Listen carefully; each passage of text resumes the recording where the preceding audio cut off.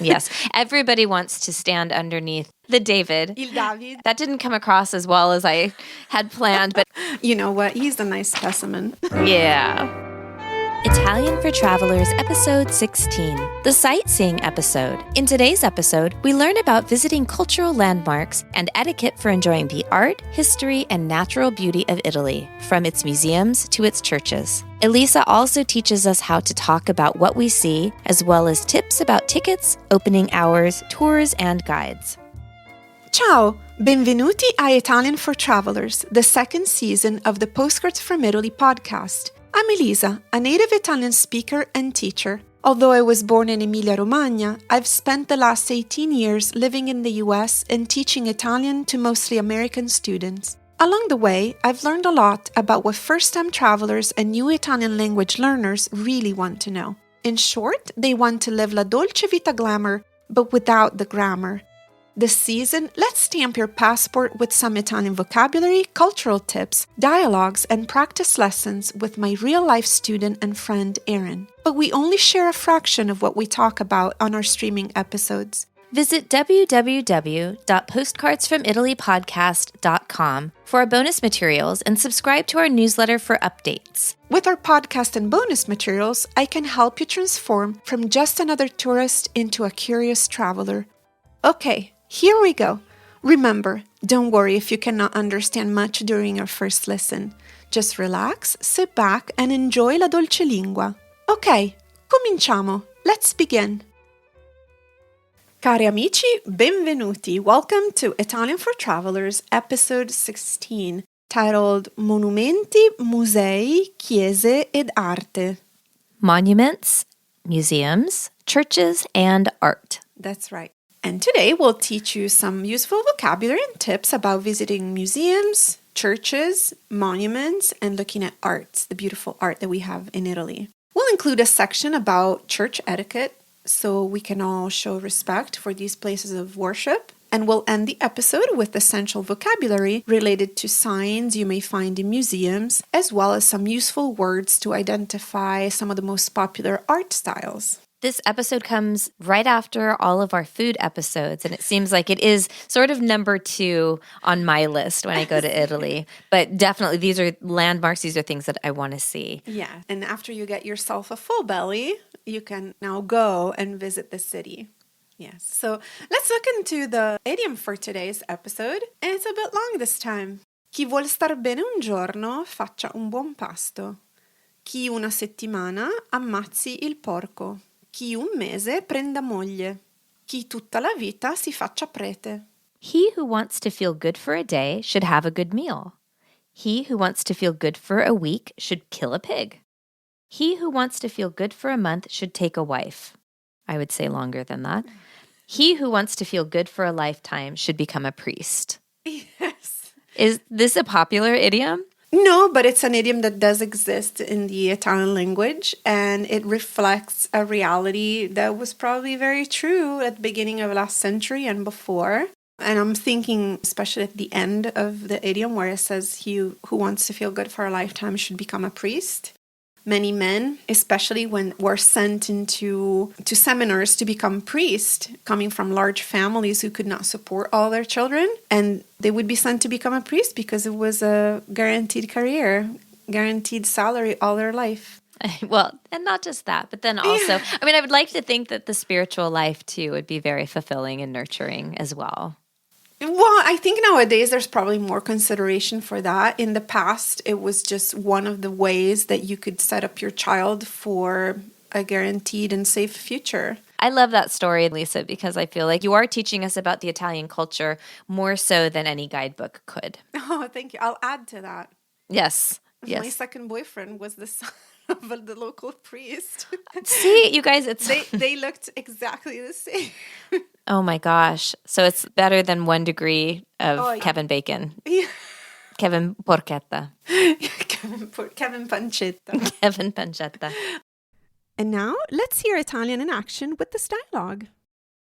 All'ufficio informazioni. At the Tourist Information Office. Benvenuta all'ufficio informazioni, signora. Buongiorno. Okay, I'd like to see the medieval castle.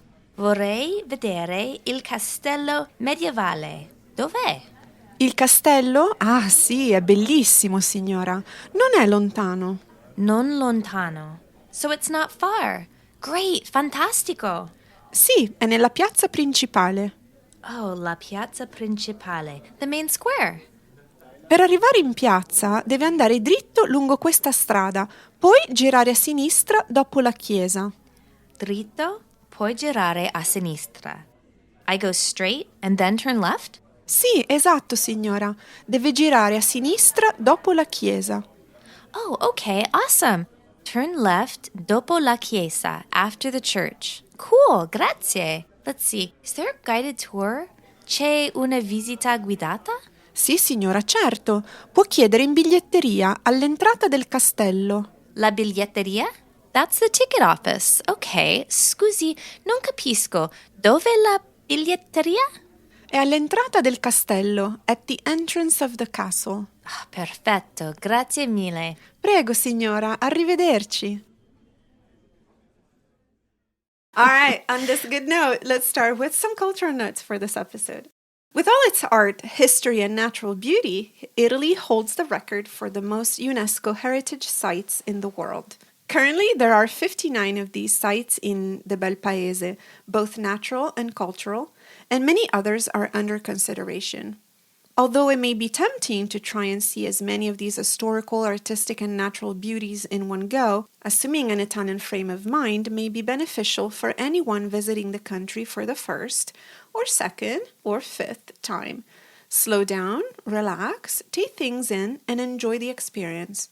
After all, life does move at a slower pace in Italy, except on the autostrada, that is. Whether you are planning to visit a church, a castle, a museum, or some beautiful ruins, let's start with a review of some of the phrases we learned in Lesson 8, In giro per la città. Parole ed espressioni essenziali sulle città e i punti di riferimento. Key words and phrases about cities and landmarks. Simple communication is our goal. Therefore, we often provide the default masculine form of a noun or an adjective, and we prioritize formal communication over informal, unless otherwise noted. Don't worry, Italian speakers will still understand you. Where is the Dov'è? Tourist Information Office, L'ufficio informazioni? Town Center, Il centro storico? Town Hall, Il municipio or il comune? Ticket Office, La biglietteria? Museum, Il museo?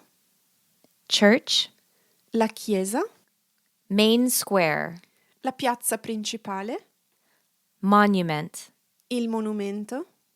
Fountain, La fontana? Castle, Il castello? Guided Tour, La visita guidata? Entrance, L'entrata? Exit. L'uscita? So now some cultural notes about museums in Italy. I musei in Italia. Italy is home to thousands of museums and countless internationally acclaimed works of art. Before we give you some words and phrases to help you make the most of your museum visits, we'd like to go over a few tips that will hopefully make your experience smoother. While there's no standard discount across all Italian museums and sites, most places will offer reduced ticket prices if you're a European Union citizen and if you are under 25 or over 65 years of age. Typically, children under 18 of any nationality are also free when visiting state museums. Always make sure you have your ID or passport with you to prove your eligibility. If you teach or study architecture, literature, or art history, you may be able to enter for free, depending on the museum you are visiting. You will need a certificate of enrollment for the current academic year, written in English to prove your status. Some museums, including the Vatican, will grant a discount to any university student, regardless of nationality. Always make sure to have your school ID with you.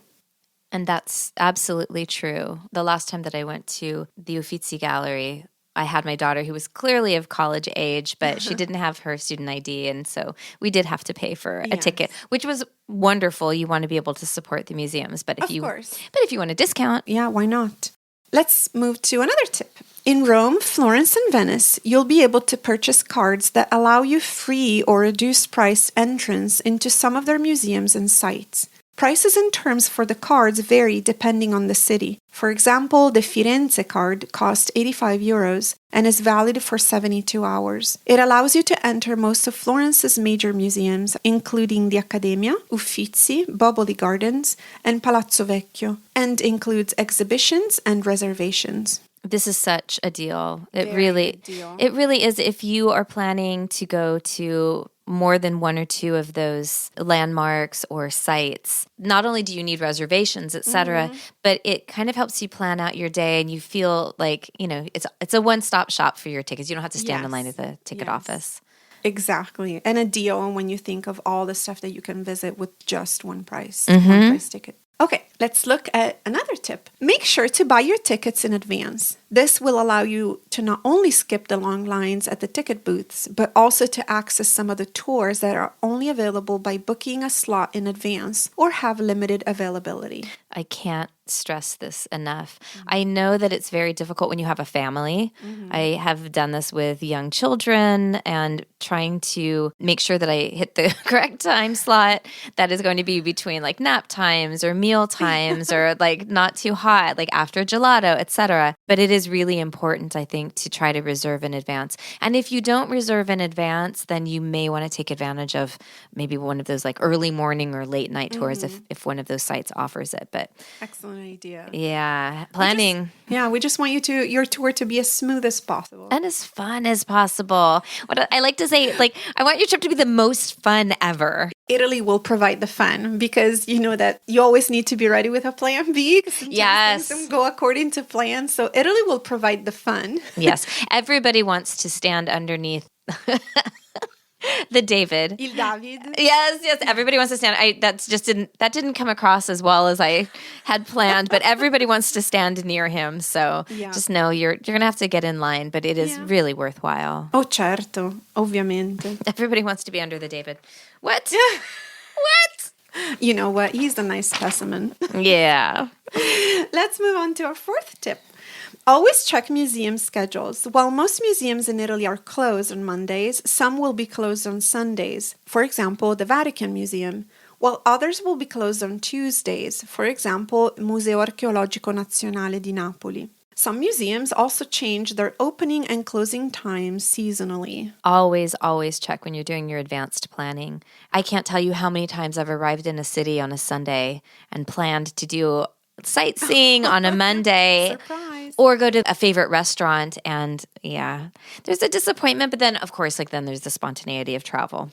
I think it was easier in the past to be spontaneous, and nowadays with the crowds, with people taking selfies everywhere and standing in front of sites for a longer time than they used to, possibly, that it's best to plan ahead. Yeah, if there are things that you absolutely have your heart set on seeing, then do your best to do a little bit of advanced planning so that you know that you get to see it. I agree. It's not very Italian, but I agree. Yeah. Let's look at some other tips. Oh, I know this one all too well. I'll even read it. Yes. Be mindful of the regulations regarding photography. Generally speaking, flash photography is not allowed inside museums to protect their priceless works of art. Some museums may also prohibit photography altogether, like the Sistine Chapel, for example. Oftentimes, even camera accessories like sticks and tripods are prohibited inside Italian museums. But Erin, tell me why. Well, perché conosci questa regola così bene? I know I look like a rule follower. And in general, I know you to be one. In general, I am. I'm not Italian. I tend to follow rules. I tend to line up. Mm-hmm. However, when I was in Rome the last time, I went to the Sistine Chapel and I got scolded and almost kicked out for having my phone out and taking a picture or wanting to take a picture. Someone stopped me right before I did, and I got so much stink eye from all of the tour guides and from the security people there. Now, I will tell you, since then, I learned that apparently there's a company that was given the rights to the photography because they had donated to the restoration. This is my understanding. They protect all of the rights for all of the art and all of the reproductions of the art, including photography. Yeah, of the Sistine Chapel. This is something that I didn't know.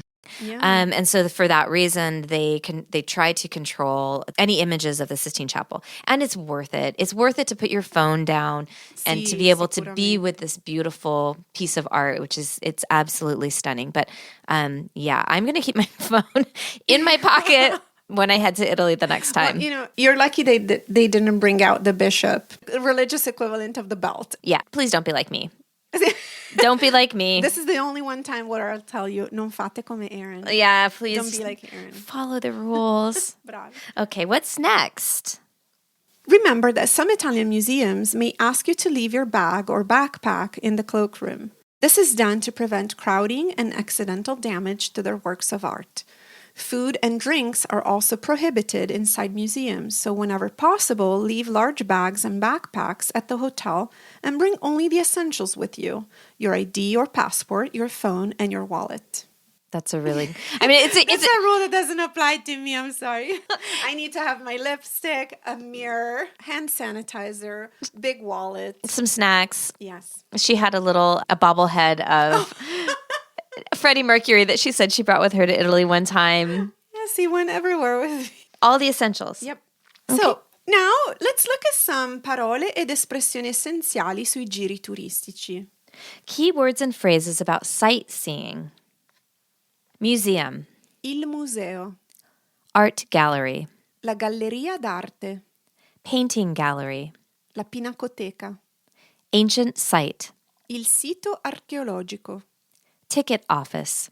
La biglietteria. Ticket. Il biglietto. Pass. Il pass, or il biglietto cumulativo. Reduced ticket. Il biglietto ridotto. Discount. Lo sconto. How much does it cost? Quanto costa?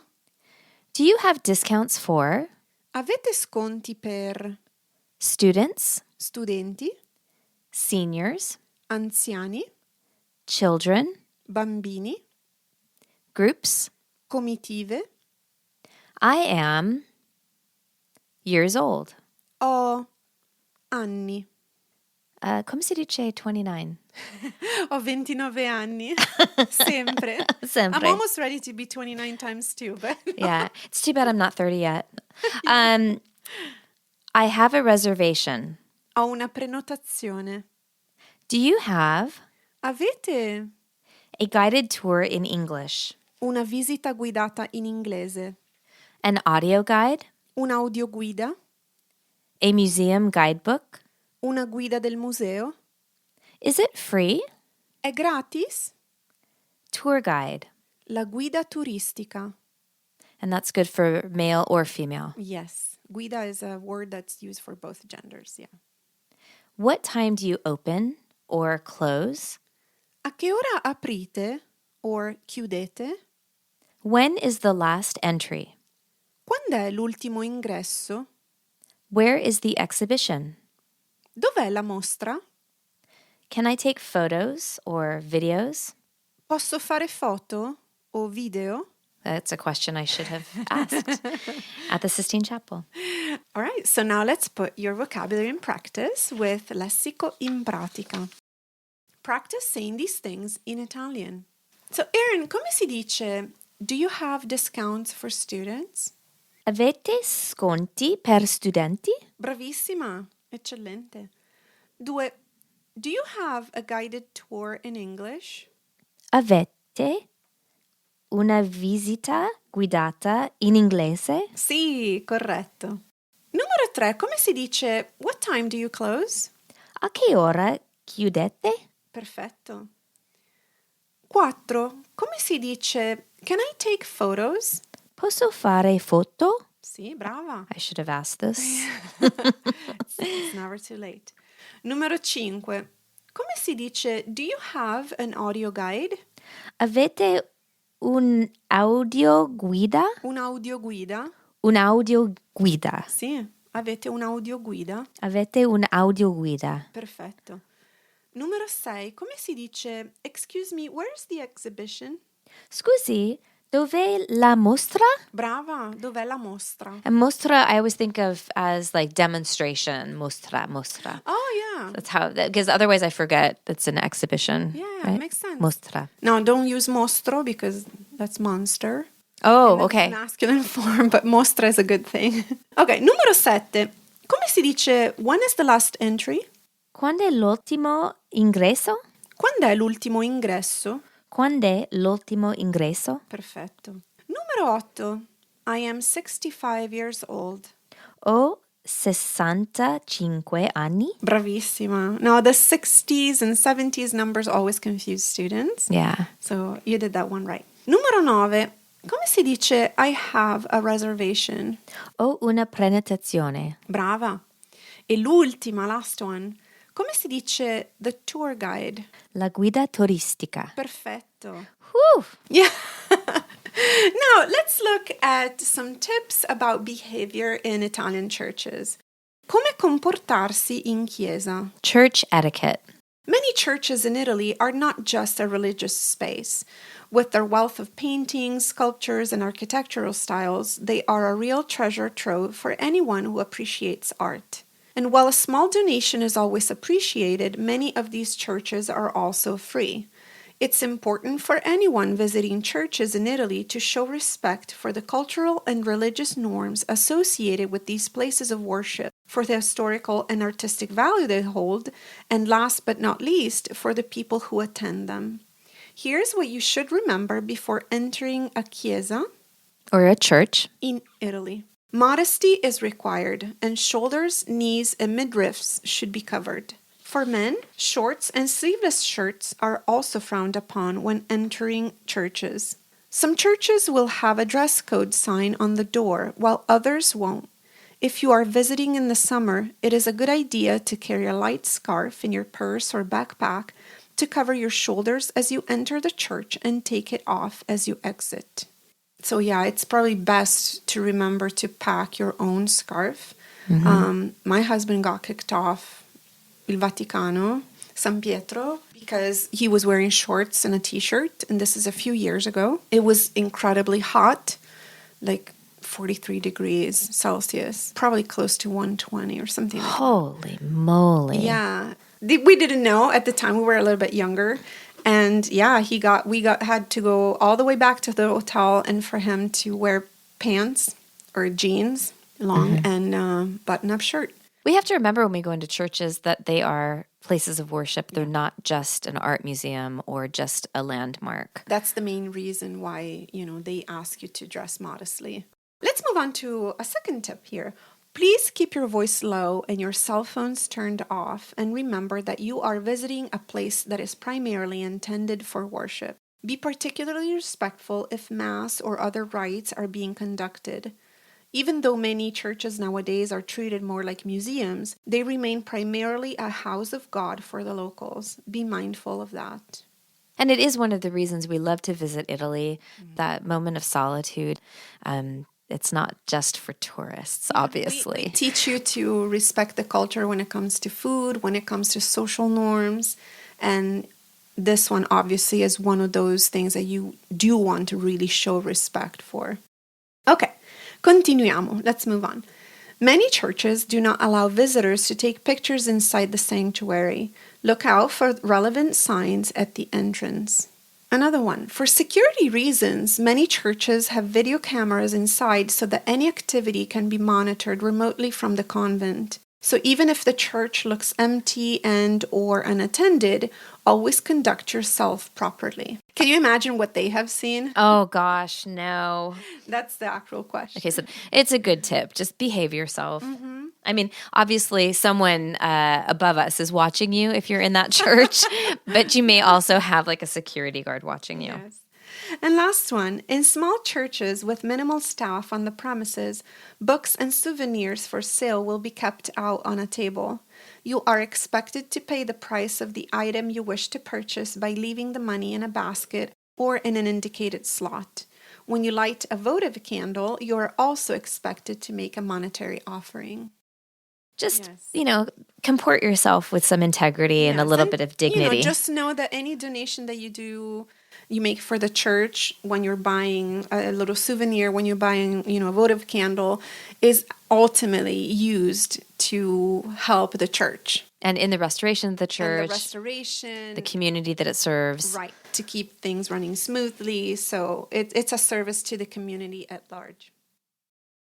Ciao, it's Erin. We're fading out here so that we can keep our free streaming episodes a reasonable length of time. For additional bonus audio and all kinds of other bonus materials, head to our website. Now back to the show. But bravissima Erin, A+ for today. E noi ci rivediamo alla nostra prossima lezione. Ciao! Ciao! Ciao, it's Elisa again. As you can tell, Erin and I love to talk about what travelers can expect when they visit Italy. Not just language, obviously, but with the culture, food, and so much more. In our free streaming episodes, we only scratch the surface. But in our bonus materials, you'll get access to everything, including transcripts for each episode, as well as translations, vocabulary lessons, and cultural tips from today's roundtable. Visit postcardsfromitalypodcast.com for details. Have the confidence of an Italian even in simple conversations and everyday situations. With our bonus materials, you'll get ad-free, full-length audio conversations, practice exercises with written worksheets, and bonus graphics that decode gestures, road signs, and menus. Our premium subscribers get one additional bonus not found anywhere else.